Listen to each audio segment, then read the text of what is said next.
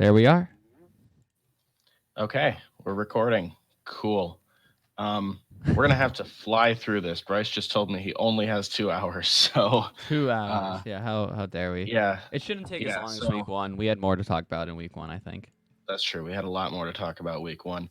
Um, And as so bye weeks come in, I think the episodes will be more even, probably, yeah. We'll get the hang of it. Um, but anyway, we've already started talking, I guess. But Bryce, of course, is the Julio Jones to my Matt Ryan. Let's get right into the games.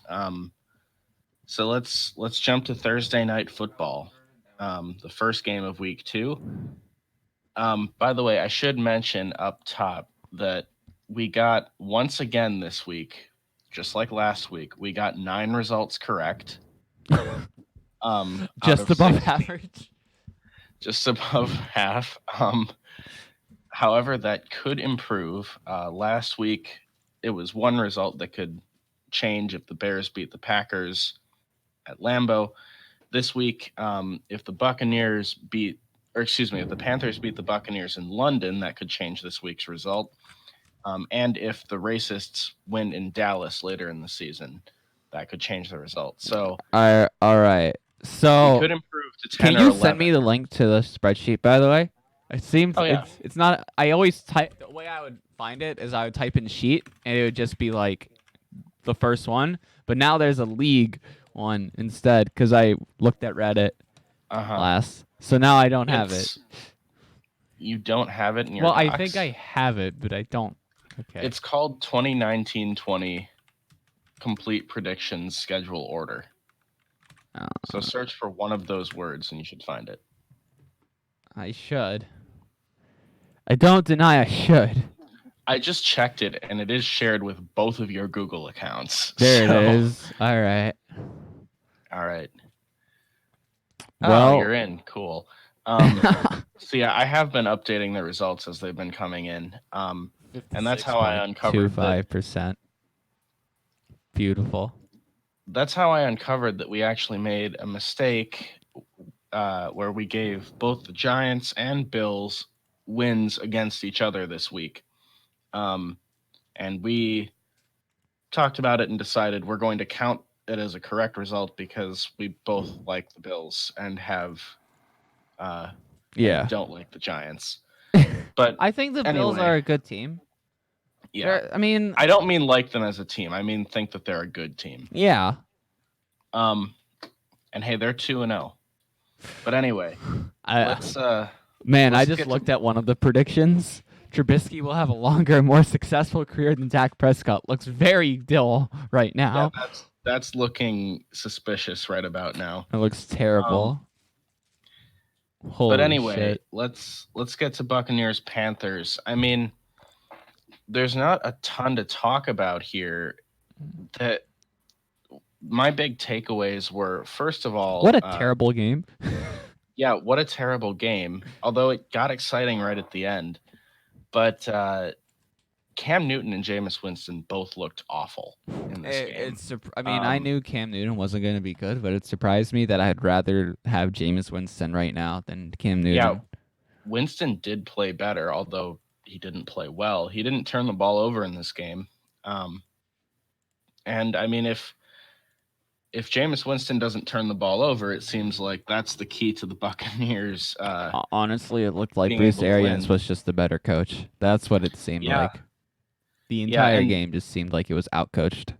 And let's give credit to Todd Bowles and the Buccaneers defense too, because they looked pretty impressive. And I'm actually going to come back to that when we talk about a later game, because it ties into a different point that I was going to make. But of course, this game came down to the big stop at the end.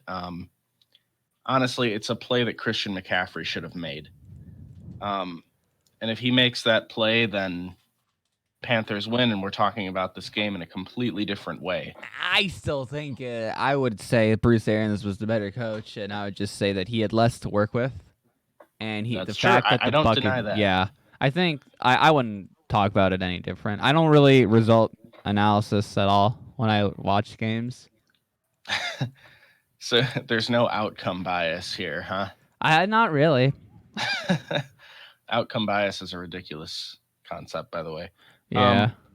And the only other note I had is in fantasy, I picked up Joey Sly as my kicker, and I saw that. And he got like 17 points, right? he converted 4 field goals, 2 from 50 plus. So yeah, that was a pretty good pickup. And you picked up the Panthers defense, who I wanted, and that didn't work out. You go by committee. Yeah, I picked up the Packers defense this week against the Vikings, and I think I'm going to ride with them against the Broncos next week. But anyway. Oh yeah, today's Thursday. I mean Tuesday, not Wednesday. Yep. Yeah. I'm like the only one in the league, by the way, that ever goes for trades. I made like 3. Yeah, that's accurate. And like everyone's just, I know who I can and can't make it with, because like Nick will always say no matter how good the trade is. Like, I think what I was gonna do was I was gonna give him Tyreek Hill and Sony Michel, and I wanted Josh Jacobs, and that's a terrible trade for him. I would not accept that trade in his position. I think that was pretty even. No. That's terrible. It's terrible. Anyway, I wouldn't take it because Tyreek Hill is hurt and Sony Michel is in New England, and you never trust a New England running back. Except you trust. I mean, Sony Michel isn't a New England running back. He's a running back. No, he's a New England running back. No, he's a running back. Did back. you see his output in week 1? Yeah. Did you see Baker Mayfield's output week 1? Did you see like week 1 was terrible. If you're gonna go off, like fair enough. Week 1 was pretty. I think that's unfair, because if you're going off week 1, are the Titans a top 3 team? I mean, you did drop Jimmy Garoppolo after week 1. How'd that work out? I would have done it again, because I realized one thing my father said to me was like, he's the most overpaid player based on what he's done on the field, and I realized, like, holy shit, I think he's good, but like, also when Minshew is starting, I have to like, I have this policy in my head where it's my quarterback. I understand completely. And you know what? However, Jimmy G did have a monster game in week 2. And I still won. You know, my team still scored the second highest, I think. Behind yours? Anyway. Did I have the top score? I didn't actually look. I'll check. Don't worry. We can talk about it. You can go to a different game. Okay. Well, the next game that I wanted to talk about was the Packers game against the Vikings. You did. So, by 2 points. I did. Okay. So my biggest takeaway from this Packers game is I think that it was a really good game plan on offense for the Packers, but then they did a really poor job of adjusting once Minnesota figured out what the Packers were doing, because they came out on the first 3 drives of the game and they really only played well in the first quarter. We could basically say they scored 21 in the first quarter. Let's be real. The last touchdown did come just at the start of the second quarter, but yes, they came out strong and it was looking like a blowout, and then suddenly the offense just went away. And I mean, first, give some credit once again to Mike Pettin and that defense. When your defense is playing well, the opposing offense has a very small margin for error. And my dad said this, and it kind of surprised me afterwards. He was like, you know, I feel good about these 2 wins, but let's see what happens when we play a real quarterback. And I had thought, well, Kirk Cousins isn't that bad. But then I realized his point, though, that in both of these games, the Bears and Vikings lost basically because of the opposing quarterback making mistakes. But those mistakes were brought up because of how the defense, because of the good defense, right? And that was my point. But they wouldn't present themselves if the defense wasn't as good as it was. Exactly. That said, Stephon Diggs also contributed to costing the Vikings this game, because the final touchdown of the game was to Diggs, and this was after the controversial pass interference, which I'll talk about in a second. But And he takes off his helmet, and they miss the extra point, right? he takes off his helmet. Now, they had he not done that, they would have gone for two to try to make this a 3-point game. And if they get that 2-point conversion, they're playing for a field goal down the stretch, and that is a whole different game than having to play for a touchdown. And because he took off his helmet and started yelling at Packers fans in the stands because he's an idiot, they got an unsportsmanlike conduct penalty, backed up the extra point, and then the extra point was blocked.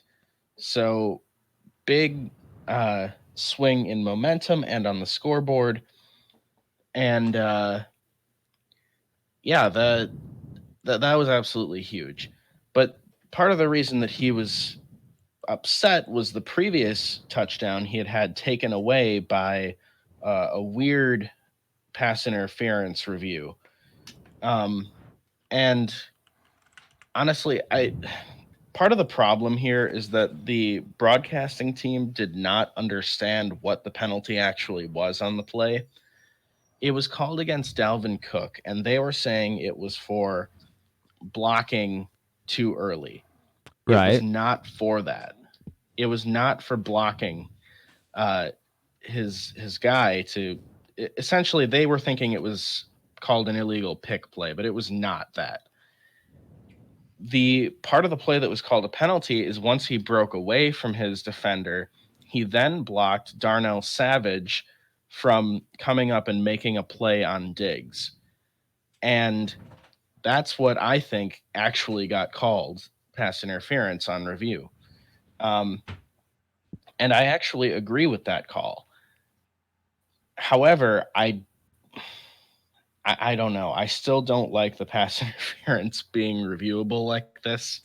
I mean, okay, the way pass interferences works is that can we agree that refs have an ego? That yes, and that you're basically asking them to tell them to admit publicly to millions of people they are wrong. Mm-hmm. So unless if they are 100% sure they are wrong, they're not going to do it. That's just human nature as it is. So but it's not the ref on the field that is actually overturning the call. It's the people in New York. You protect your team, don't you? You protect your team. Yeah, that's fair. You're not gonna out your guy in front of millions of people.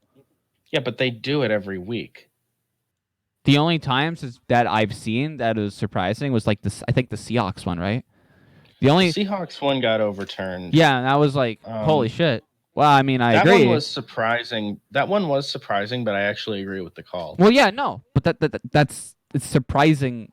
Why is it surprising to you? Like, it was surprising because I just didn't think they would overturn it because they hadn't to this point. Yes. Only the ones that were very obvious. Yes. Yes. Yes. Yes.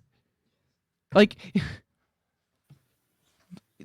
they're only doing obvious because they're not. And the thing though was that the play in the Vikings-Packers game was not obvious, but it got overturned. And yeah, I mean, it's obviously the Vikings are complaining about it, and there's so much coverage of this stuff in the media. It wasn't just this call; it was a number of calls across the league this week. But yeah, it's interesting, and I mean, I think refs just. I think every team just needs a personal ref. Yeah. That's the solution to this point. Every team needs their own personal refs, and yes, there's going to be home field advantage now with the refs as well. But it adds consistency. And I disagree with you completely. However, moving on from this, because we do have to keep this moving. Yeah. Fair. My final take on the Packers is I hope that this offense is just taking a while to get fully implemented, because this is sort of the preseason for this offense yet. It seems like they're a superficial group. Does that Yeah, make it sense? no, I know exactly what you mean. Right now it I mean, to be fair, does they were the not. same way when they went 15-1. They would score Yeah, like 21 points in the first quarter and win 28-3 or something. yeah. That's The they were the Packers streaky. offense does not look good right now, but Whoa, that's I'm they hoping look good. They look they look streaky. good. They don't look like what we want to see from an Aaron Rodgers led offense. And Yeah, but Aaron Rodgers is hopefully, even the best person on his offense. So like, hopefully we can get that turned around as the season goes on. Aaron I feel Rodgers is like like they will get more. How can I put this? I feel like they'll be able to do more of the things that they want to do on offense as they being Rodgers and LaFleur become more comfortable with one another as the season goes.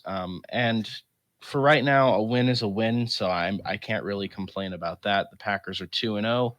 Hard to argue with the results. So, moving on they played against the to defense the next game. that Were there any shut games you wanted down. to jump to? Did you want to go right to the Jaguars? Oh my god. Might as well, right? Yeah, Oh fuck. Do you want me to just like cold open talk about it? go for it. I Uh, will stay silent until you're done. I hope Marone gets hit by a bus. That is my entire analysis of the game. I don't want to talk about my team anymore. I had so much set up for like talking about how Fournette has been the most disappointing disappointment since Eddie Lacy. I want to talk about how Jalen Ramsey is so pissed off, justifiably so, that I almost am like, he only wants out just now. This only blew up until now. It's almost a miracle. But at the end of the day, the fact that Doug Marone made the right call of going for 2, because I think that's the right call. You go for 2 Absolutely. there. 100%. Yes. But I then have a whole he thing somehow about that, even but- fucks that up. Like he somehow he like went half into the pool. And I just, when I saw what was going on my TV screen, like I just looked and I'm like, this isn't happening, right? This, like, why are you giving one, like, the end zone is 2 yards away and Leonard Fournette has 14 yards after 14 carries, so he isn't even averaging enough yards per attempt to get to, like, Minshew is the best player on that offense as a rookie, right? Can we agree on that? No. Minshew's better than Minshew on that offense. DJ Chark. DJ Chark's good though, but no, he's not the best. No way. Going back to the 2-point call, I agree with the call of going for 2. I disagree with the play call of running that particular play. He needs against to be that fired. Defense. He's a terrible play caller. I mean, perhaps you're right. He said that he had that play 100% planned out before the drive started. Well, yeah, and so he was gonna like, if that's your mentality as a coach. Well, okay, but you have to understand that that's probably true of a lot of coaches, that they practice. And a lot of coaches lose a lot of games. They practice a 2-point play each week, and so they have this play sort of ready for any 2-point conversion opportunity that comes up. And so I can understand why you would stick with the thing that you've practiced. However, he should have made an adjustment with how poorly Leonard Fournette was doing in this game against the Texans defense. They should have adjusted and gone to a different play. Pass isn't even like a good offensive line. So and on the goal line, you need to overpower them, right? And you literally have been losing every single, like, two of the fumbles that Gardner Minshew, I talked about this. Like, two of the fumbles were literally because he got blindsided after a 2-second drop back. If Aaron Rodgers was given less than like 3 seconds, 2.5 seconds to throw the ball after like being under center, and you have somebody running full force at your back, he fumbles too. Every quarterback fumbles in that situation. Yeah, and exactly. then the announcer, right? I hate that anytime you're an announcer and you don't realize the fucking power you have when people are like viewing your game, right? Yeah. The fact that you are attacking a rookie and framing a narrative against him with the offensive line, the entire framework of their team, letting him down, and you're gonna put the knife turning it in his. I don't know. That sort of what thing pissed bothers me me off too. so much. It's like, why are you attacking a rookie who wasn't even supposed to start? Why are you attacking a rookie? Are you there still? I think there's a little bit of lag going on. Oh, no, I hear you just fine. I'm still here. Hello? Hello? Hello? Hello? Hello? Hello? Okay. Hello? Hello? Hello? Okay, I think. I hear you. Hearing me in real? I hear you perfectly. Okay. Can you hear me? Yeah. Yes, I hear you. All right. We're good. Sorry. That's weird. That doesn't normally happen when I'm directly connected. But anyway, not to go back to the Packers game again, but you're talking about sort of framing that narrative as an announcer, and I feel like the announcing crew in the Packers game did that with that 2-point or the pass interference that got overturned, where like they were saying it's on him for blocking and setting an illegal pick when that clearly, at least to me, was not what was actually called. I mean, Dalvin Cook right now. Can I say that Dalvin Cook looks like the best, if not the second best running back in the league right now? Like he does look very good. Like, yeah. Holy fuck. He basically did what Eddie Lacy did, but like tactically, where he gains weight, but like to make himself a brick. So and basically what that does is that with the power and speed and like acceleration he has, when you're running full force on someone, and you have all that extra weight on you, you always fall forward. And if you can balance with all that, just how the fuck do you bring this guy down?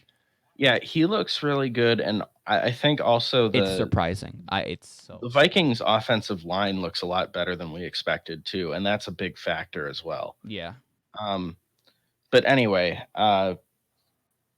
going back to the Jaguars and Texans, the positive note that I think you and other Jaguars fans can take away from this game is your defense finally showed up. Yeah. We have it. They bended and didn't break. And the only time they gave up a touchdown was off of a fumble that gave them preferable field position. That's I agree. Both defenses played pretty well in this game. I think I mean, yeah, it's one of those where it's like, of course. I mean, Minshew is gonna like I think starting quarterback has that wake up call where like, holy fuck, these guys are a lot bigger and come at me super fast, super hard now. And I think that like, I mean, you've seen this talked about a lot, I assume, where some guys will get hit by an NFL player and that'll just change them, and that you'll just know right away they're never gonna be anything, right? Right. Like there's and I mean, it's all about. I mean, Minshew, he maintained everything. His cool. What's surprising about him is that he doesn't get phased by anything. It seems, and he just thinks he can do it. What matters now is if he can like. It's all about like, if he's able to just have that pocket awareness grow, because he does have like really rookie pocket awareness, as he probably should as a rookie. He's got a lot of growing pains yet, but I mean, he did impress me once again with some of the throws he made. Like the thing is, I've always known he looked like he had the best decision making coming out of college of any quarterback I've seen out of the draft. He goes through his reads at like an NFL quarterback after his 5th or 6th season. He Hmm. actually has fundamentals about the game that are sound, which most rookies don't. And where he falters is like, I mean, he's not the most physically gifted guy in the world, right? Which is why he's probably going to get a lot of Tom Brady comparisons with the late round draft pick, looking kind of like a bum off the street. Yeah, I mean, I really hope that he becomes the next Tom Brady. I would be so happy for you. Minshew Uh, mania, baby, and like the mustache with I mean, it's a everything. little early to call That's him the next way Tom yeah. Brady, but No, I think honestly, if you're looking at all the quarterbacks in the league right now, if you're gonna claim anyone after these first few weeks is like that, it. We can segue to this game, but it's Dak Prescott. It's Dak. It yeah, is. It is. you made this point last time. In He's fact, incredible. yeah, I didn't actually have a lot to say about this game, the Cowboys and racists. Dak The Prescott is a fantastic quarterback. He looked really good again. This is just one of those games. It's funny how week one always there's always a lot of narratives going into week one, and then there's always a lot of narratives coming out, and a lot of them are centered around, oh, this team isn't what we expected, um, that sort of thing. But this game was just one where the outcome of the game was exactly what everybody expected. The Cowboys handled Washington very, very calmly. I mean, I don't feel like they could have done anything better in this game. The I mean, Washington just clearly looked like the inferior team, and I don't have anything else to say about this game. Uh I think if I mean you're not gonna like this because you don't like two of these teams, but That's true. not even I'm not even talking about the racists when I'm talking, Oh, but I I don't was like gonna either of say these teams, I but was okay. gonna say that if the two best teams in football right now, or the three best, I'm gonna count the Chiefs in there. Patriots, Cowboys, Chiefs. It does I like agree no one with you. wants this, but it looks like a Cowboys Patriots Super Bowl is all but inevitable, and everyone here is just along for the ride. Okay, but it's calm down. It's week It's not two. even week three It's yet. not Like, even week three, but I but look at you're both of right. these teams right now, and I'm If you like, had, fucking I hell. agree. If you had to pick the two best teams at this point, it would be the Cowboys and Patriots. And by the way, maybe throw the Ravens in there too, although they did play two they're bad teams they're to start. playing two. You're playing a rebuilding However, Cardinals, and you're playing the single worst team to have ever been established in football history. okay, but you could say the same thing about the Patriots because they played the Dolphins, and in week one, the Steelers just looked like not the Steelers. So, I think what separates the Patriots scenario from the Ravens is that this Patriots started from the top and yeah, they did that's true. everything you expected them to do and they didn't show any holes in these games. Yeah. And like when you put everything together, it's like yeah, they play two bad teams as well, but like they don't have anything to prove more. It's Hmm. it whereas with the Ravens, it's like well, the way they're playing is Lamar Jackson is throwing the ball, and we don't know if that's just going to be exploited when a good secondary is actually able to be formulated against them. Yeah, we'll see what happens with the Ravens. But and I am really curious to see how Lamar Jackson does against good defenses. But anyway, uh, anything else to say about Cowboys racists? No, not really. Okay. If you want, we can jump to the Cardinals and Ravens because we were just kind of talking about it. Sure. So the few notes that I had, I wrote Jackson looked very good again, and in a different way than in week one. In week one, he barely ran at all, and it was just precise passing. In this game, he was using his legs a lot because that's what the Cardinals were giving him, and he was very effective on the ground. Yeah. And once Speaking of again, which, once I again, he think made some really nice throws. I think there are two Yes, go ahead. quarterbacks right now that have the most rushing yards in their team, and one of them is Gardner Minshew, Yeah, which is you might be just right about that. uh, Lamar Jackson did outrush the Arizona Cardinals in this game. So that's something. uh, I did have a note on Kyler Murray. He made some really nice downfield throws on streak patterns, and I feel like this is part of this air raid offense where it's just snap, quick throw down the field on a go route, and he hit that throw several times. The problem with that being your entire offense, is that it's great between the 20s, but when you get in the red zone, suddenly you don't have access to that play anymore. And the Cardinals kicked 3 field goals from inside the 5-yard line in this game. So, So, as someone who watches a lot of air raid, because I watch a lot of Mike Leach, because I watch a lot sure. of the Washington State Cougars, uh, the way air raid, like, yeah, it's a lot of quick downfield passes, but like, uh, in the red zone specifically, I think what really killed him was that David Johnson got hurt. Mm, That's what really I think. When you lose one of the best running backs in football, all your anything you practiced in the red zone, I bet just fundamentally you have to reframe everything, right? yeah. I will say, actually, in this game, and surprisingly, overall, I think the Cardinals offense looked better in this game than they did in week one.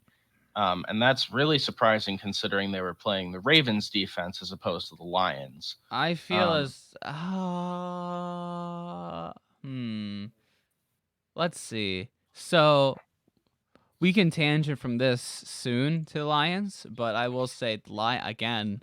I think the Lions are a good team. And look at how many points they let up this week.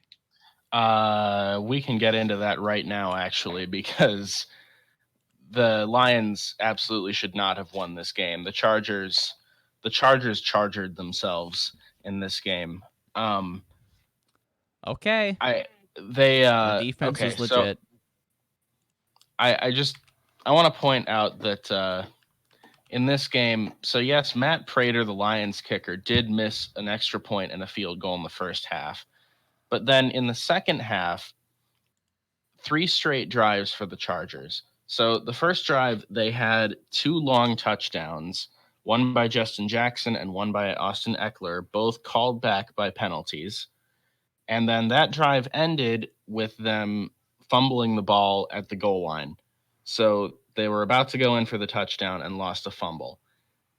So that was that drive. Then their next 2 drives, missed field goals that would have tied the game.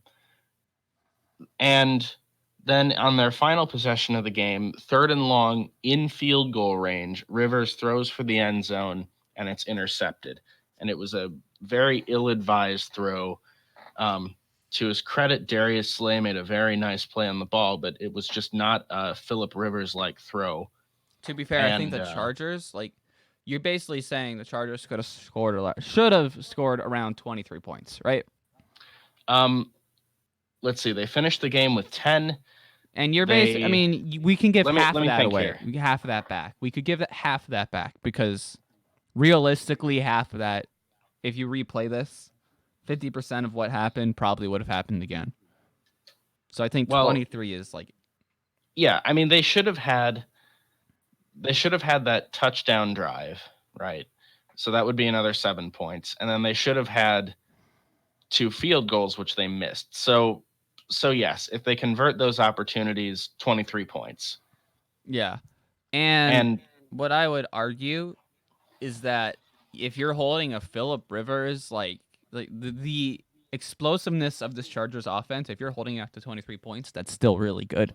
I still think well, like okay, this, yes. like the thing is, 10 points is phenomenal, but if you're saying that 23 they should have scored, I still think Lions performed well on defense. I'm not saying anything about their offense, notice, because Yeah, I still think there's a lot to be desired there. But the their Lions defense is offense good enough to win games. the Lions offense in this game, Kenny Galladay had a big game and Kerryon Johnson looked very good, but the rest of their Funnily offense looked enough, they're both terrible. on my fantasy team. What? Yeah. Um, The rest of the offense looked terrible. T.J. Hawkinson, who I started in fantasy this week, 1 catch for 7 yards. I have no idea why you bought into that hype. Uh, Oddly enough, he did better than David Njoku, who did not record a stat. So I actually made the right decision. The right decision was drafting George Kittle or Mark Andrews. Honestly, Yeah. Mark you Andrews took him- is someone who wasn't even on my board, by the way. I had no idea who the fuck this guy was. Nick just got. Yeah. I don't know if Yeah. he's lucky or what, but like, he has I don't 4 know. starting running backs. He has Mark Andrews. Yeah, he drafted a really good team. But anyway, He has Lockett and Diggs, who aren't like Lockett's super good, and he's gonna have Golden Tate and AJ Green. Oh my Jesus, I hate him. I hate him so much. anyway, moving on from Chargers and Lions, the next game I wanted to talk about was 49ers at Bengals. And once again, we had the 49ers predicted to go 14-2, and they're now 2-0, so good start. And the Bengals we had predicted to be very bad, and they're 0-2. So good start. I mean, I don't think we remember. I think we predicted the 49ers to have the most inflated record at the end of the year, right? That's true because their schedule is pretty favorable. I think we have to keep that in mind and preface that because That's true. uh, That being said, though, pace. their offense looked really good in this game, and their defense looked pretty good too. And maybe we it was did just expect the Bengals to have the worst defense in football. true. I'm not impressed. I'm just not. Well, and the Steelers are playing next week. They should win that game, right? they should. They're playing the Browns on Monday Night Football. That can go either way. We have them winning, right? I believe we do. And then there's the Rams. So they lose that one. But then it's Redskins, Panthers, Oh my jeez. That's 3 wins. 1 guaranteed, right? But anyway, no point in rehashing the 49ers like right now. Everything looks all but decided. Specifically with this game, Jimmy Garoppolo looked pretty good. He threw 1 bad interception where he just kind of put it up for grabs for no reason. But aside from that play, I don't think he made a bad throw. And that was pretty impressive. Their offense looked explosive despite not having really any big name talent aside from George Kittle. Breida ran for like 140 yards, right? Yeah, Breida ran for I don't remember the exact total, but he was over 100 yards. Their other 2 running backs looked explosive. This Mostert guy and I forget the other guy's name, but he scored 2 touchdowns. Name a more iconic duo. No-name talent and San Francisco 49ers. Jesus Christ. Yeah. And I mean, Marquise Goodwin, the only receiver that I remember from this team, had a long touchdown. And I think the other guy, like Dante Pettis, is one of them. And Dante Pettis, yes. I can't remember the other receiver. I mean, seriously, they are a no-name offense, and they just look incredibly explosive. And that is the Kyle Shanahan factor.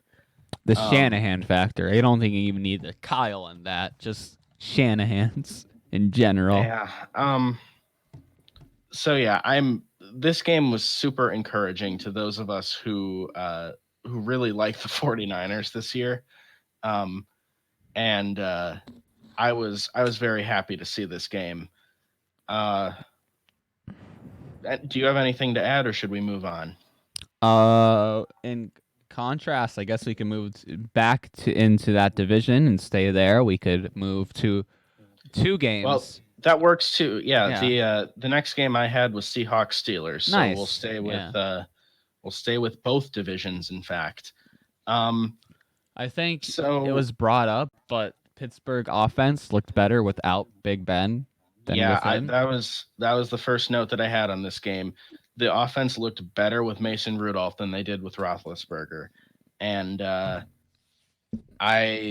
boy, The I Steelers kind of are feel in like, very, very big trouble, and I think that there probably will at this point, be it like when they're playing the Bengals at home, there's a chance they could just get upset in that game. yeah, I the Steelers feel look bad. they look I mean, they just look bad they look overall. unconventionally bad, which is, I mean, they look.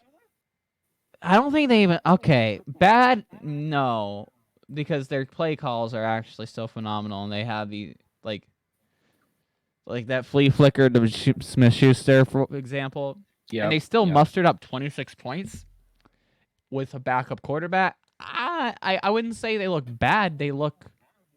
I think they look exactly what we thought they were gonna be, which is middle of the road, underwhelming. And they're playing against the Seahawks, who have a better coaching staff. Yeah. Again, with these close games, it looks like better coaching wins almost every time. Well, okay. The thing that with the Seahawks, and this is something that Greg Rosenthal has pointed out numerous times, and it's the only reason that it's on my radar, is that the playing style of the Seahawks, where they run the ball as much as they do, just invites close games. And if you look at it, like the Bengals looked really competitive with the Seahawks in week 1 and then were completely outclassed in week 2.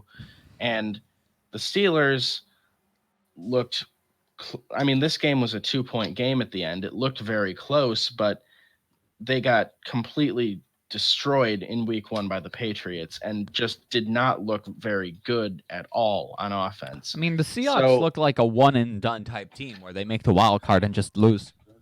yeah, that could very well happen, but the point is the Seahawks invite close games, Yeah. and I feel like honestly I should have had a prediction about this because it's been on my radar now.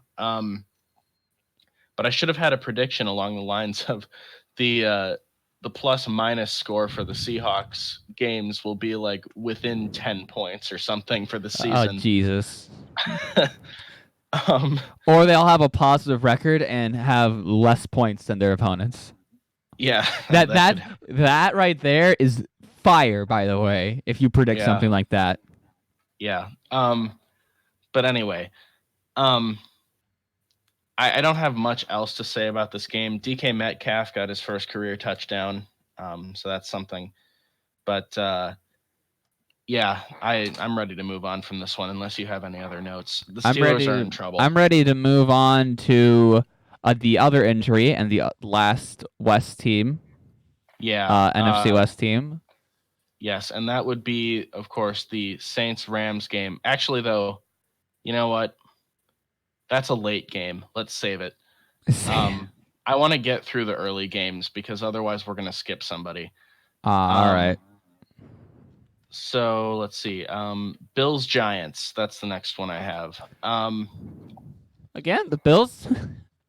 The only thing I wrote down for this game is Bills are just the much better football team. That's the only thing I wrote down. I think that is how you should sum it up. Yes. I really do. And we found out just before we started recording this podcast that the Giants have announced that Daniel Jones will start in week 3.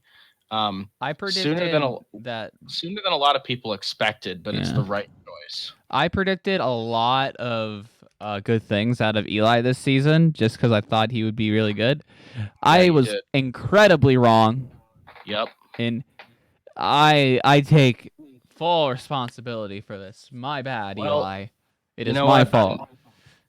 You know what? You said it like a man. You admitted your mistake, and I'm not going to take a victory lap for being right. So, anyway, I don't have anything else to say about this game. Although I will note that the Bills did accomplish the rare feat of winning back-to-back road games in the same stadium. That doesn't happen very often. Holy shit! I never heard that. Wait, because I think it has happened before, but it's pretty much only happened with the Jets and Giants. But it could theoretically happen with the Rams and Chargers as well, now that they share a stadium. But yeah, it's a rare accomplishment. So nice job, Buffalo. Clearly, Buffalo owns New York. So Moving on. moving on, yeah. Two more early games. Let's stay in the AFC East and talk about the game that I did not watch and did not watch the highlights of. Bryce, take it away. Patriots Dolphins. I took it away because you notice how I haven't talked about the game because there was no game. Right. A game is when a football team plays another football team, not when one football team plays offensive scrimmage. There is one thing I want to comment on. Did you see the one play that made it on Twitter for me as well, where The it was Ryan Antonio Brown Fitzpatrick touchdown. Oh, throwing the ball short to his check down running back who didn't even turn his head. And it just falls flat on the ground right beside him. I did not see the play. I did not see the play because I refuse to watch the Patriots, but I did hear about that play happening. And what was the name of the running back? I don't even remember, but was it Kenyon Drake?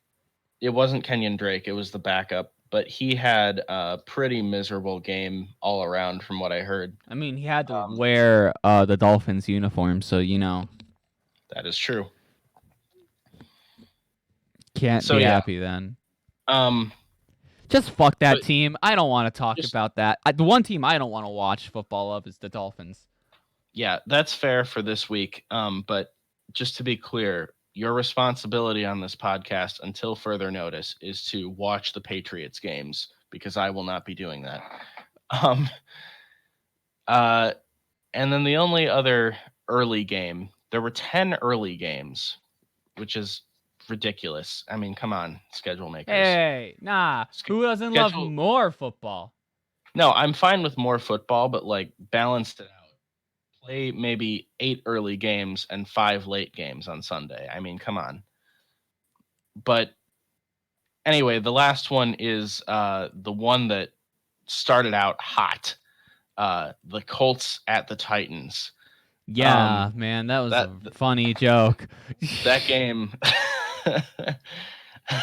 Holy. Yeah, that game started out with a pyrotechnics mishap on the pregame fireworks as they were introducing the team.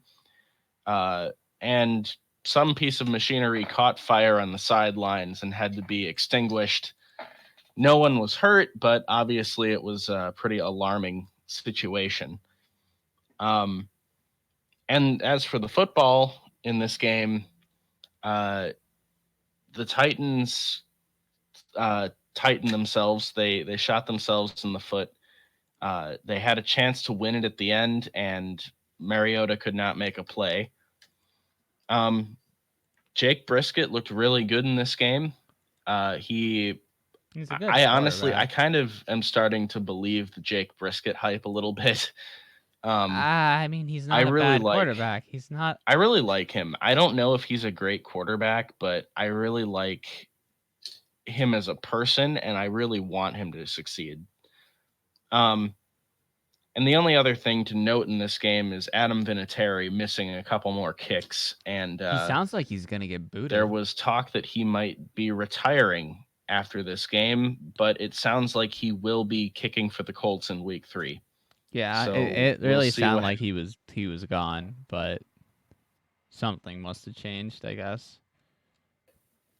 Oh. What? Hello?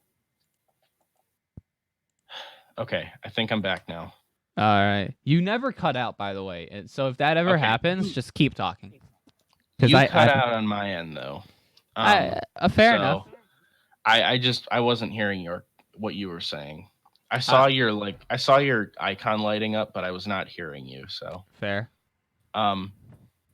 Okay. Anyway, that's all of the early games. So now we can jump into the late games, and let's go ahead and start with the Saints and Rams. Of course, the Drew Brees injury. So obviously that's the biggest story coming out of this game is Drew Brees is now expected to miss about 6 weeks with an injury. Um, and Now we get Teddy. now we get Teddy. I really think I would like to see Taysom Hill start at quarterback. Um, but I doubt that Sean Payton will, at least right away.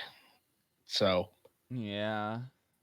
It's really unlucky situation to be in. I feel for him. yeah, I he has a very gadgety way of using Taysom, and I think all the hype was clearly like brought like overblown. Like he's not the next I Steve Young or feel like you're something. right. Of course I he's think not.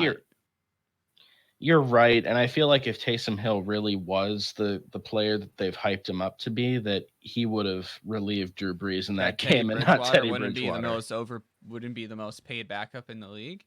Right, Like you don't do that if you think you have Steve Young on your team. exactly.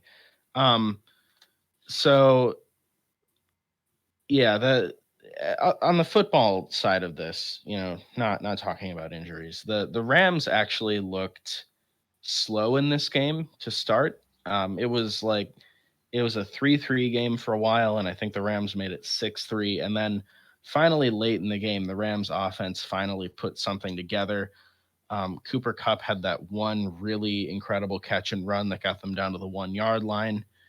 Um, and the offense, once they got going, looked really good. So I'm not too worried about the Rams. I feel like they'll, again, like with the Packers, at least what I'm hopeful with the Packers, I think the Rams will start to improve as the season goes on offense. And by the time the playoffs get here, if everyone is still healthy, they'll be they'll be right back into form. So I'm not too worried about them. They're 2-0. Nothing really to be concerned about here. And once again, the referees screwed the Saints over on a big call.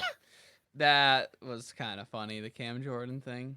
Yeah, that was ridiculous.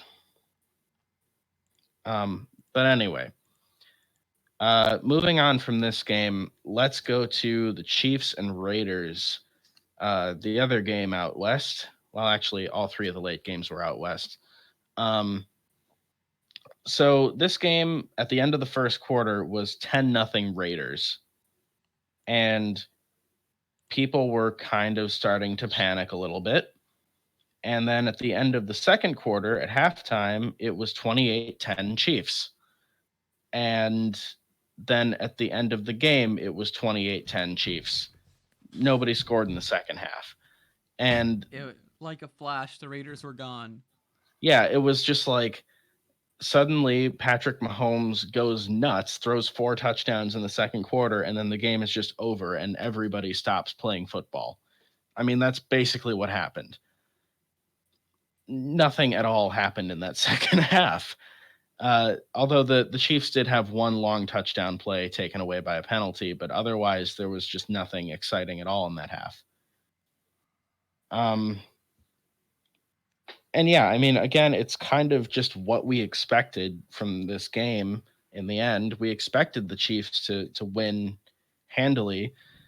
It was just weird to see the Raiders jump out to that lead, and I think what this proves is that you can game plan against this Chiefs defense, but you can't contain their offense forever. You can put together a couple of drives against the defense and score, and that's what the Raiders did early. You can. I mean, But I it's think at some point, Mahomes is going to just go nuts and do this to you. keep in mind Andy Reid September. That's true. Keep in mind this guy tends to throw everything at out the window, out the gate. Doesn't like hiding anything. He doesn't have a lot of depth behind what he's showing right now. And come December and January, it's been the same story through his whole career. It looks like there will be a playoff team looking to win the Super Bowl who looks at the game plan and be like, "Oh, this is what they do? Fuck." Yeah. Um, I mean, we'll see what happens. I really think this could be the year that Andy Reid finally breaks that trend. Um, but We we'll have see. that prediction, but We keep have in that mind. prediction. Um, I believe in the Chiefs, but that's just me. And they looked. I mean, like I said, once their offense kind of exploded, the Raiders just had nothing. So that was pretty much all there is to say about this game. And then the last game of Sunday afternoon. What a finish to the Bears and Broncos game. Um, there's a lot to unpack with the end of this game. Uh, Oh man! Out of nowhere, the game became a game. exactly. It So like it looked like the most boring, sorry excuse for two offenses in the fucking world, and then out exactly, of nowhere, it looked terrible, and then suddenly in the second half, the Bears kind of got things going, and they scored a touchdown. And they were up 10 points, and you're looking at this like, well, okay, it's been a really ugly game, but the Bears are going to win an ugly game, and you know, okay, whatever. They avoid 0-2. They win an ugly game. Then the Broncos come back. They get a field goal, and then they score the touchdown. So they're down 7, score a touchdown. And Vic Fangio makes the correct decision to go for 2 in that situation, try to take the lead. as always, it's always They good to go for 2. they line up to go for 2 and get called for a delay of game. So, I mean, that's completely on Joe Flacco. That's awful. There's no excuse for that. So then, backed up because of the delay of game, they say, okay, we're going to kick the 1 and tie the game. And he completely shanks the kick and misses it horribly. And so now it's like, well, the Bears are still up 1. But there's yellow on they the lined field. up in the neutral zone. So offsides, 5-yard penalty. They say, okay, now we're going to go for 2 again. And they line up at the 2-yard line, and they get the 2-point conversion to take a 1-point lead. And then the Bears, with about 30 seconds left on the clock, get the ball. They get the benefit of an ugly moment for the officials. Terrible call. They called Bradley Chubb for roughing the passer on a play that just should not have been called. 100%. And this was just terrible. This was worse than the Clay Matthews calls Well, from yeah. last season. This was just terrible. But that wasn't the only thing that gave the Bears this win. I mean, think about it. They If the got Bears fortunate again, trying to drive into field goal range with 1 timeout left. Trubisky completes a pass over the middle, and initially it appeared that the clock had run out No, it and that the didn't. game was over. But then the officials got together and decided that they called the timeout with 1 second left on the clock. Think about it logically. Wouldn't it be like the alternative would have been way more frustrating, right? Mm-hmm. If like the standard was, oh, sorry, we didn't hear you. Tough luck. Well, right. And the point that the point is that like you can call timeout by just saying as soon as the player is down in bounds, we're calling timeout. You can tell the officials that before the play. And they did determine that in fact the receiver was down with 1 second left. And they lined up for the game-winning field goal, and Eddie Pinheiro nailed it. Pinheiro's legit, man. So, sorry, what? And Pinheiro's legit, which sucks for our prediction. I think it's lagging once again.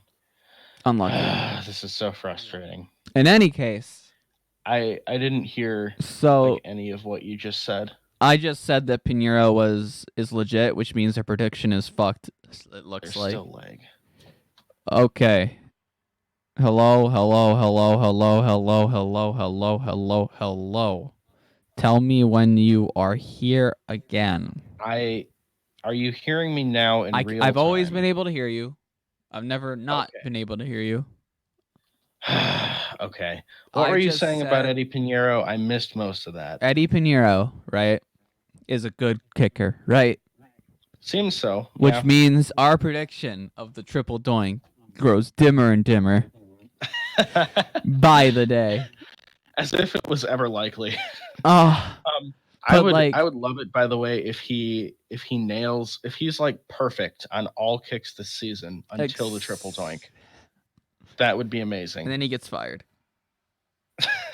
Like he hits every single field goal, every extra point all season, and then in the Super Bowl triple doinks it.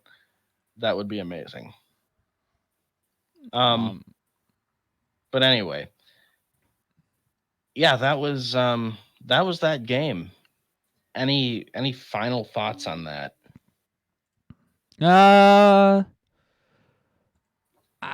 I mean, if you think about it, if the Bears lost this game, the Monday Night Football game would be 2-0-2 teams. Which would have been. Wait, what? Sorry, what? The What's Bears the and Redskins football? play on Monday night, and they both would have been winless if the Bears didn't win this one. Yawn. Yeah. Yikes. But anyway, Case Keenum is the best quarterback in that game. Yeah, I think you're right. Anyway, moving on then to Sunday Night Football. So this game, I actually watched basically all of this game, and it was a really good one, to be honest. I mean, really there are 3 people on the offense for the Eagles that tried to keep pace with the Atlanta Falcons. I felt so bad for any Falcon Eagle fans. Honestly. I really did too. This was the roughest game on one team for injuries that I think I've ever seen. And when Nelson Aguilar is your number 1 receiver, and he played really well too. He did, but Alshon Jeffrey and Deshaun Jackson both left the game with lower body injuries before they were even targeted in the game. It's okay. This is going to be a weird analogy, but did you ever watch The Fairly Odd Parents when you were a kid? I did. Okay, so do you know the episode where they introduced the anti-fairies, where it's Friday the 13th, and there's just every time a black cat walks by, an anti-fairy shows up, and very vaguely, they just like Timmy steps on a crack and they take a jackhammer to his mom's back, and stuff like that. Yeah, I was just imagining that there were anti-fairies just screwing with the Eagles players, because there's I no said, other way. Jeffrey and Jackson, neither one of them were even targeted. They just came onto the field and then left with leg injuries. It's what even happened? Did they not stretch in pregame? Did they not warm up? What happened? But anyway, and then Dallas Goedert was hurt too. Carson Wentz was checked for a concussion. Nelson Aguilar was also checked for a concussion. This was really rough. Jason Kelce went out. Jason Peters was. We need the Eagles to be good because they're the only team that plays the Cowboys twice that can beat them twice. Yeah. I completely agree. And the Eagles are looking really beat up right now, and they could drop a game to the Lions and in week 3, and that would mean a 2-1 Lions team is staring the Chiefs 2-0-1. 2-0-1. That's right. Yes, thank you. Thank you. The undefeated Lions. I know. It's interesting, by the way. The Packers are in clear first, and the Lions are in clear second in the NFC North. And the Bears and Vikings are both 1-1. But oh my God. Anyway, yeah, brutal game with injuries for the Eagles, but they still managed to nearly win this game. Yep. They put together a drive late to take the lead, and then on fourth down and was it 4th and 2, 4th and 3?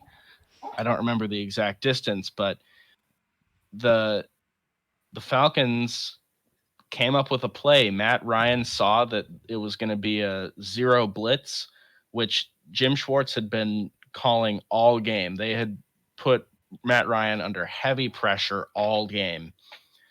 Matt Ryan recognized that it was a zero blitz. They ran an absolutely perfect pick play to get Julio Jones open. If you watch the replay, the two players, Sanu and Jake Matthews, made contact with the defenders the moment after Julio Jones caught the ball. It was absolutely perfectly timed. Beautifully executed play. And once he caught the ball, all he had to do was run, and there was nobody who could catch him. One more thing about a zero blitz. That was the last play that the Patriots defense called against the Dolphins. Yes, the last play in a blowout, by the way. I did hear that as well. It was Bill funny. Belichick is a dick. He's a demon, but he's a.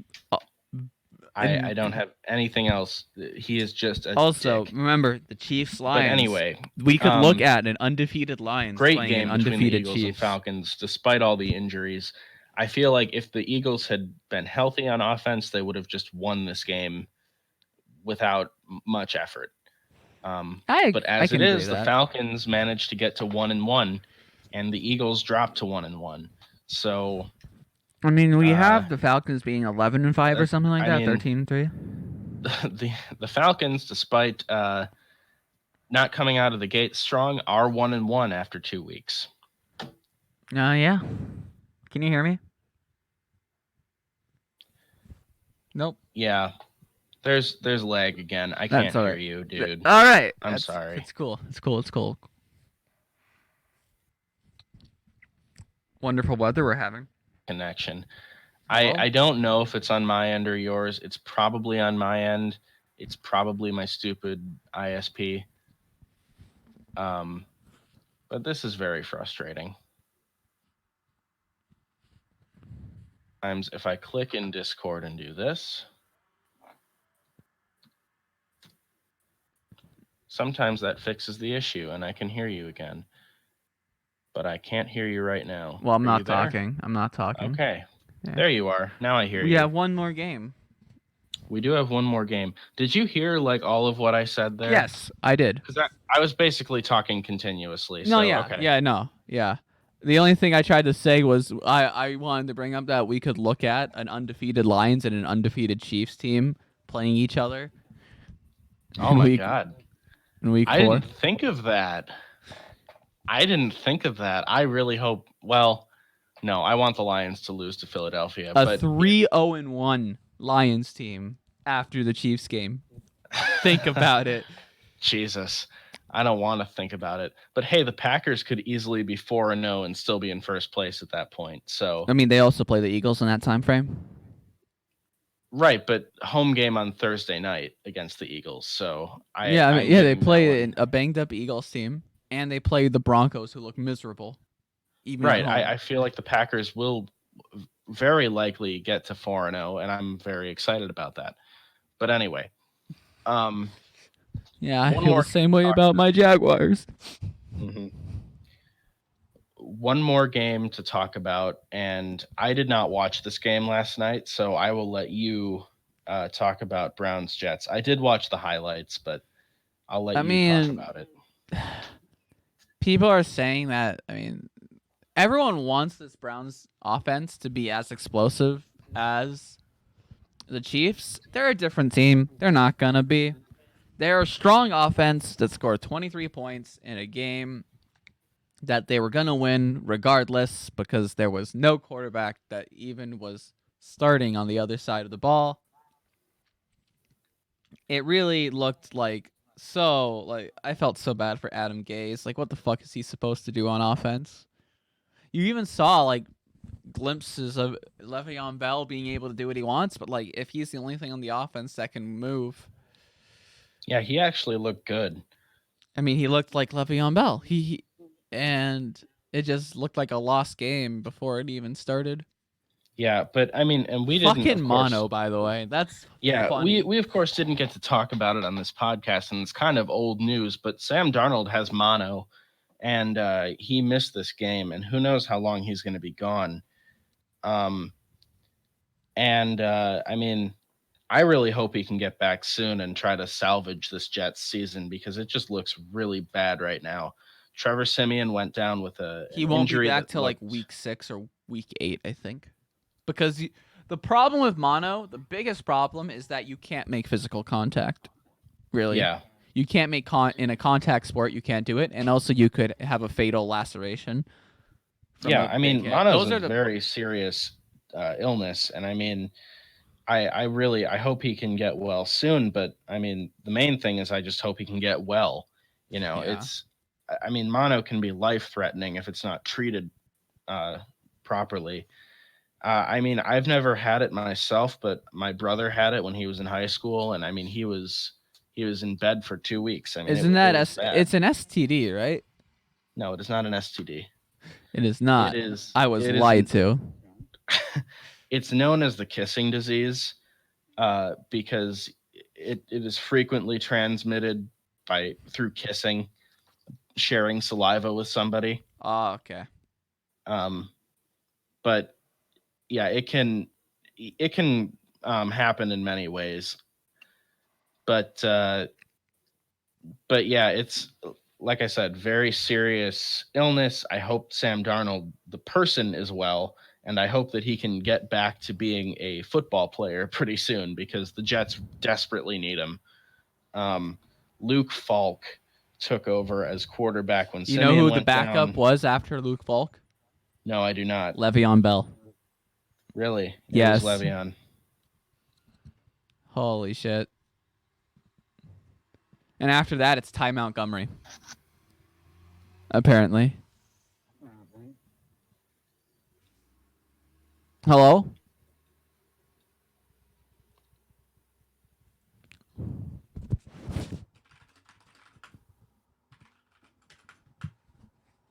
Sorry, I think there's lag again.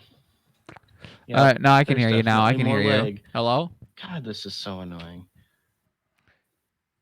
Okay, Hello? yes, we're good.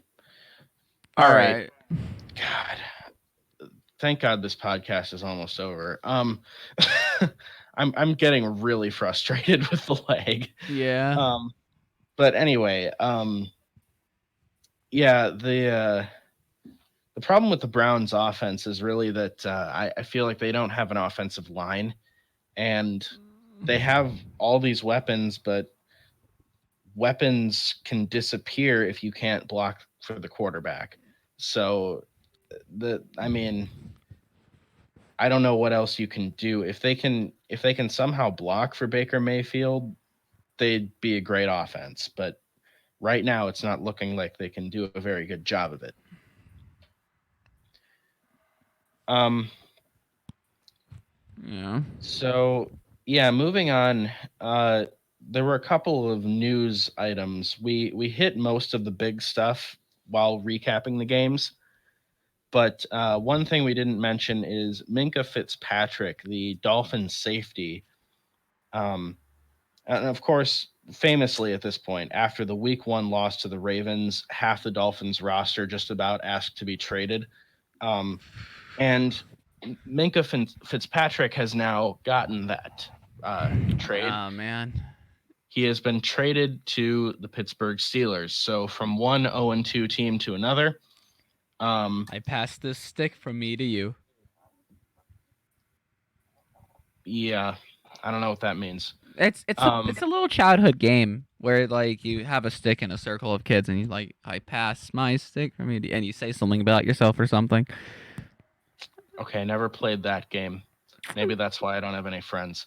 Um, Jesus Christ. but anyway, I wanted to bring up the safety carousel here, but I mean that's more of an off-season thing anyway. So, I mean, um, this seems like a safety derailment more than anything. yeah. And then the other news speaking of defensive backs and trades, is of course Jalen Ramsey has requested a trade.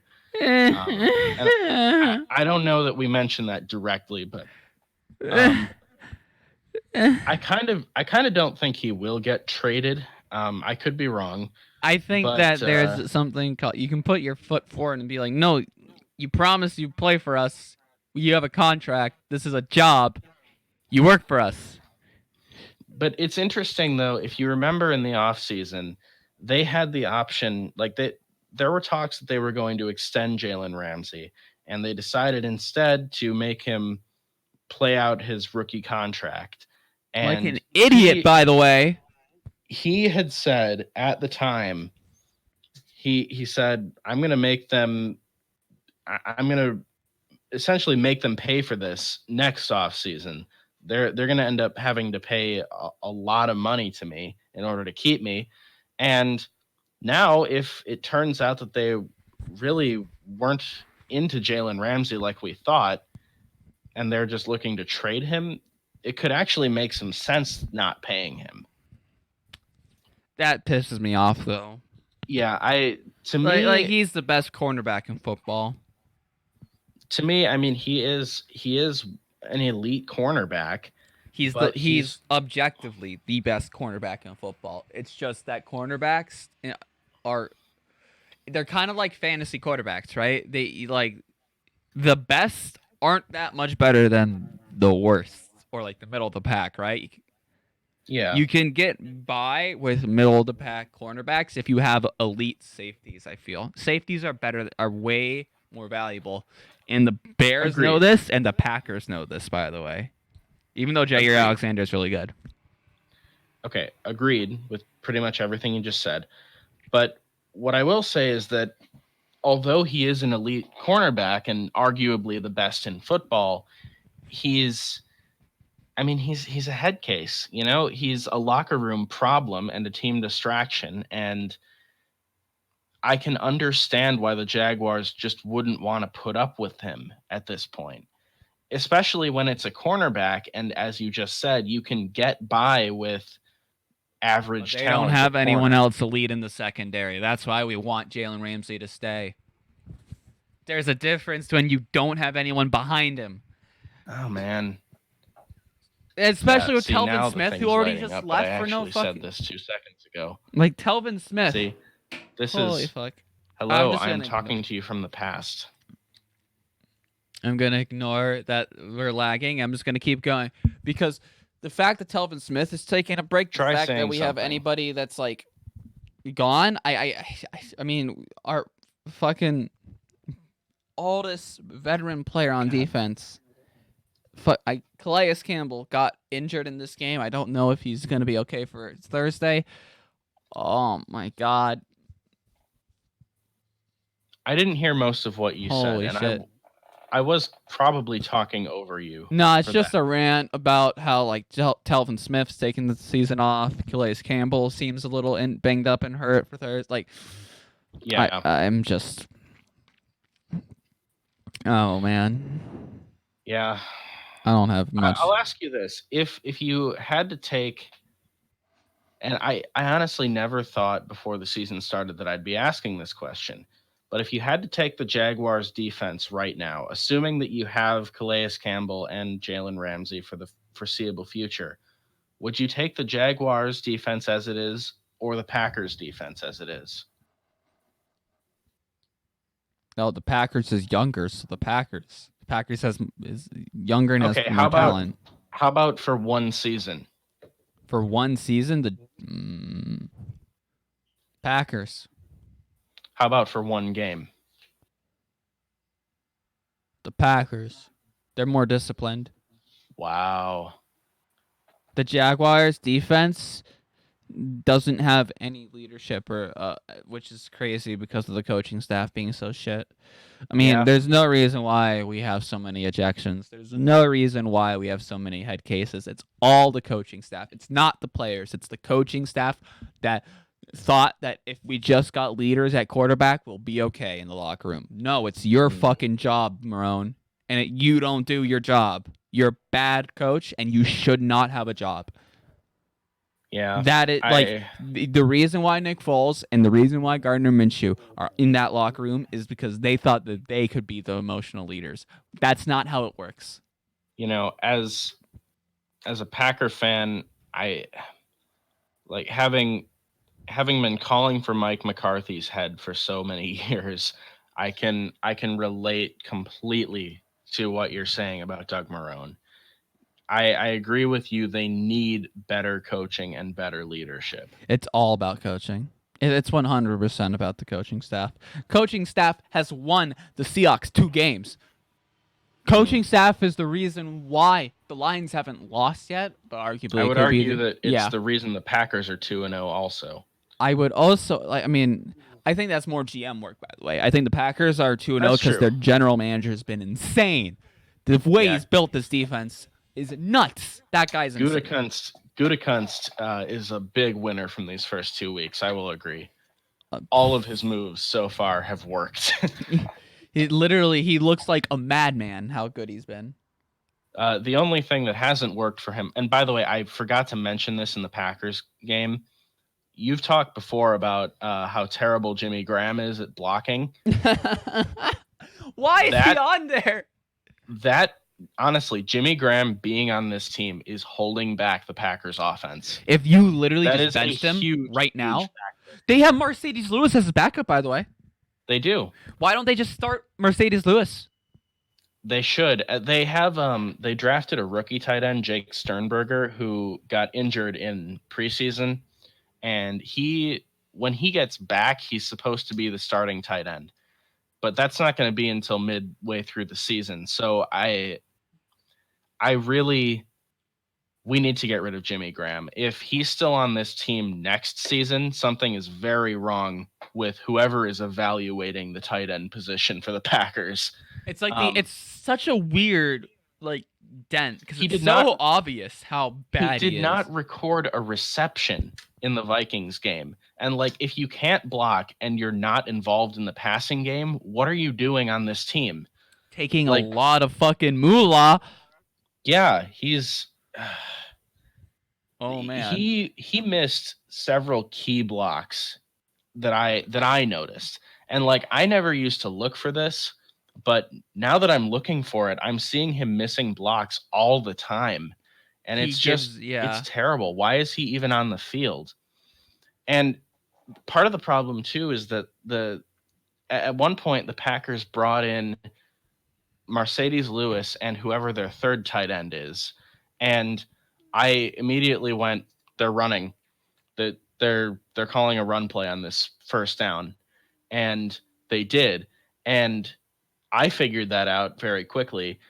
The Vikings didn't, but eventually teams are going to notice this on film and be like, okay, if Jimmy Graham comes out of the game, they're running. It's like a terrible poker player where you're basically just showing the other players your cards. I mean, that's the only way they can run. I mean, the only way you can use Jimmy Graham is in the we need to get game. rid of Jimmy Graham. This was a terrible idea to sign him in the first place. It has not worked at all. And I want him gone. So, I mean, it's something when Jason Witten looks still lit up, so I'm guessing there's still lag. I hope you heard all of that ranting. Hello. I heard everything. Hello.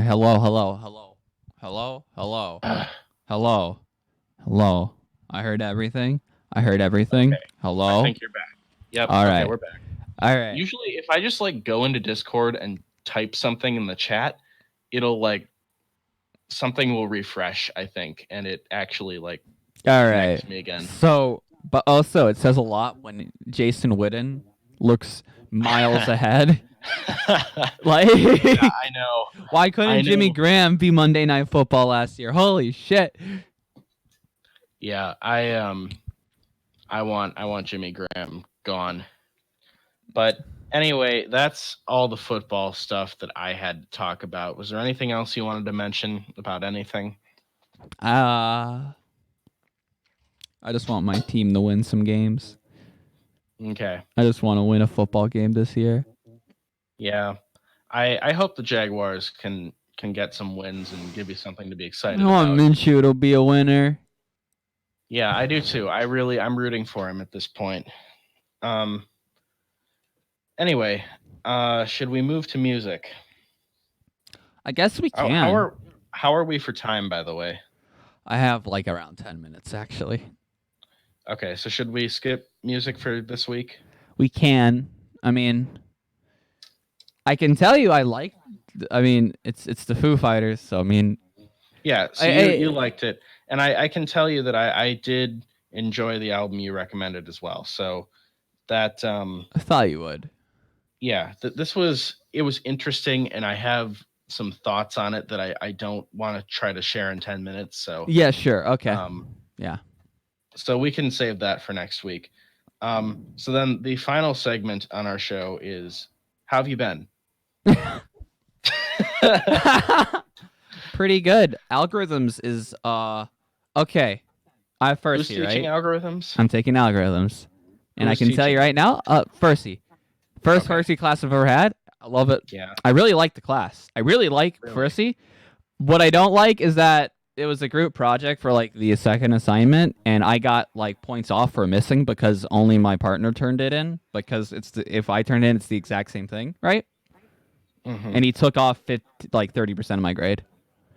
So I'm So gonna talk to him that's about like that wasn't clear at all. Because I've Mhm. never had a class like where like what would be the point of me turning it in? It's the exact same. The main problem that I always had with him was that he takes off points for ridiculous stuff like that. And also he has this mentality of, well, it's your fault, fuck you. Yeah, He exactly. actually like He in an email, he basically, you know how, what did you have this like participation quiz stuff that you would have every Yep. day? Yep. Uh someone said like, man, some of these questions that like multiple choice, like if you get the whole thing wrong, it's like you only get 1 point of participation. It's like 10% of the problem I'm getting right only. And he said I could give you 0 points of participation in the email. It's like, holy shit, calm Yeah. down. Like I like him as a teacher. Like he's gonna teach you the shit. I just don't know how well I'm gonna do in the class grade He's wise. I hate honestly, I hated his class so much. Like he like you said, he does teach you. You will learn in his class, but he makes it so much harder than it needs to be. He teaches Like, you 5 credits worth of material in a 3 credit class. yeah, he does. And on top of that, his grading is ridiculous. When I had him for networks, he would give us these programs that had um like he would give us a 10-page document with requirements for our program, and any little detail that we missed in the entire document was like 5 points off. Out of 100? Yeah. Ah. Like it's ridiculous. And our our final results had to be exactly formatted the way he wanted it, or it was points off. And the whole thing was so stupid. Oh Plus, it was man. just a lot of work in a short amount of time. Like I had to write a 2,000 line program in a week and a half Yeah, I mean, I in have his also class. It SC was this ridiculous. semester, and I basically Where he submitted. gave us like no starter code either. Like I Yeah, had to write it basically from scratch. like my software engineering class with George, GT. Uh, I basically for lab one, I'm I terrible with see that review we're shit. lagging again. Let me try this. All right. Hello, hello, hello, hello, hello, hello, hello, Gotcha. hello, hello. We're good. We're All good. right. So I have GT for SE, right? In my Uh lab huh. one, I didn't even get the review. I didn't get the review stuff done for that because he basically framed it like, "Oh, you should do this in 30 minutes." So I tried to. I didn't get it done in 30 minutes, but I think I'm Mhm. still gonna get like a 12 out of 20, right? Mhm. 'Cause I like I'm not worried about my grade in a GT class, you know. Yeah. GT is the most tutorial like teacher I've ever had. Mhm. He is the boring tutorial to a game, but I I don't mind I it. like GT. I always Yeah, liked him. he's dude. I don't. I'm not saying I don't like him. I'm not saying he's the most interesting guy though in the world. That's true. He. There are some times in class where I'm like, oh Jesus fucking Christ, please, like I need to stay awake and I can't. So is Naps officially retired again? Yeah, yeah. Okay. He's in Because Minnesota he had somewhere. retired. He retired and then he came back last Yep. semester to teach graphics. Yep. What a He'll guy. probably be, I imagine he'll be back to teach graphics again next time. And in 20 years, when we've all seen him pass, he'll still be teaching it. Yep. And wherever he is, we'll have a virtual artificial intelligence Naps that teaches graphics. That would be amazing. I'd love that so Naps much. was the best teacher we've ever had. He really was. He was, even though he did start to lose it. Like he definitely age was showing in the graphics I mean, course. I could, yes, but he was still He still was he's just he's a great guy and a great teacher. Honestly, MVP of my college career. MVP. He is the Patrick Mahomes of computer science professors. Fair. Anyway,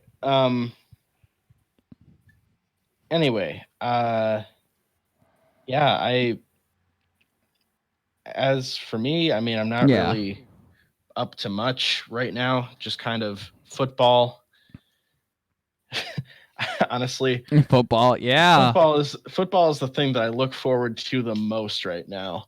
I played an interesting game of chess the other day with my brother.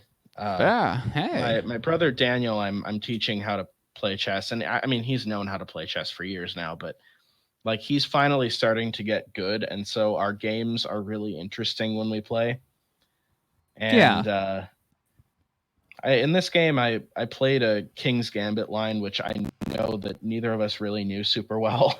And I sacked a rook, not knowing whether it was sound. And when I checked with an engine later, it turns out the engine recommended sacking the rook. So it worked out.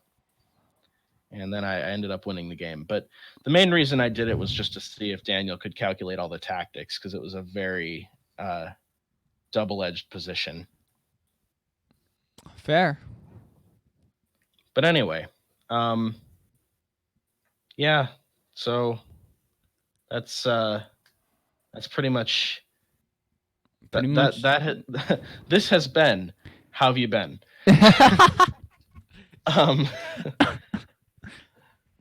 So man. So yeah, I mean, we really flew through this. I kind of want every podcast to go like this, where we just recap every game really quickly. Yeah, and we get through it. We get our points across. Bada bing, bada bam, bada boom. I don't think there's very much that I really would have added to any of these games. So I mean, I could have talked about the Packers Vikings game for another 15 minutes, but could talk there's about no the point. Titans as well. I guess we didn't really talk about them. Yeah, we didn't really talk about the Titans. Oh, they did have I forget the guy's name, but he was like David Kessenberry. He's had cancer and he is now cured and he's back playing football again. And he got he's a an offensive touchdown, lineman. And they gave him a big man touchdown in this game where he reported eligible and caught a touchdown. So that was a cool moment. Yeah. But other than that, yeah, I agree. I like how like short and sweet this was, but we also got like it was condensed content where it actually felt tight. Yeah, and it felt like we didn't miss a lot. We didn't tangent too far. No, we didn't. There was no detailed discussion of Half-Life in this one. Exactly. So, yeah. All right. Cool. I guess that's it. We'll be back next week, probably. Unless the world ends. Most like, yes. Unless the world ends. So, yeah, for Julio Jones, I'm Matt Ryan. See you guys later.